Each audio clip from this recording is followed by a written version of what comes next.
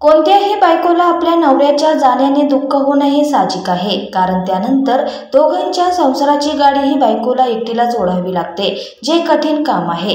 एक महिला यामुळे खचली जाते, ज्यामुळे तिला साहजिकच नवऱ्याची आठवण जास्त येते. पण एक असं प्रकरण समोर आलं आहे, त्याबद्दल ऐकून तुम्हालाही नक्कीच धक्का बसेल, कारण एका सर्वसामान्य गृहिणीने असं काही कांड केलं की त्याच्यासमोर बॉलिवूडची क्राईम स्टोरी ही फेल होईल. खरं तर एका व्यक्तीचा मृत्यू झाल्यानंतर त्याच्या मृत्यूची चौकशी काम पोलिसांकडून सुरू होतं. आपल्या नवऱ्याच्या जाण्याने बायकोलाही खूप त्रास झाला. ती रात्रंदिवस रडत बसायची.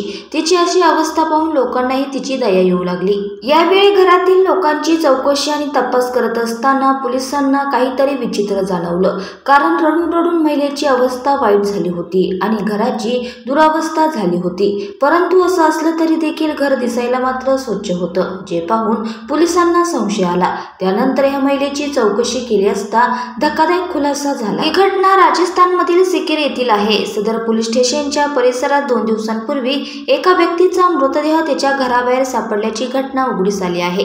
खरं तर ह्या व्यक्तीच्या बायकोनेच त्याची हत्या केली होती. पोलिसांनी आरोपी बायकोला अटक केली आहे. नवऱ्याची हत्या केल्यानंतर बायकोनेच त्याचा मृतदेह घराबाहेर फेकून दिला. पोलीस आरोपी महिलेची चौकशी करत आहेत. पोलीस स्टेशनचे अधिकारी इंद्रराज मारोडे यांनी सांगितले की पूर्णरामचा मृतदेह घराबाहेरच्या रस्त्याच्या कडेला पडलेला होता. त्याच्या जवळ बसून त्याची पत्नी सुनीता रडत होती. मृतदेह आढळल्यानंतर पोलिसांचे पथकही घटनास्थळी पोहोचले. पूर्णरामच्या शरीरावर अनेक ठिकाणी जखमांच्या खुणा होत्या. पोलिसांनी आजूबाजूच्या आणि कुटुंबातील लोकांकडे चौकशी केली असता त्याला दारू पिण्याचे व्यसन असल्याचे समोर आले. दारू पिऊन त्याच्या बायकोशी अनेकदा वाद होत होता. घटनेनंतर पूर्णरामची खोली स्वच्छ असल्याचे तपासात समोर आले असून खोली चांगली आवरून ठेवली असल्याचं आढळलं. तसंच घराच्या गेटपर्यंत साफसफाई करण्यात आली.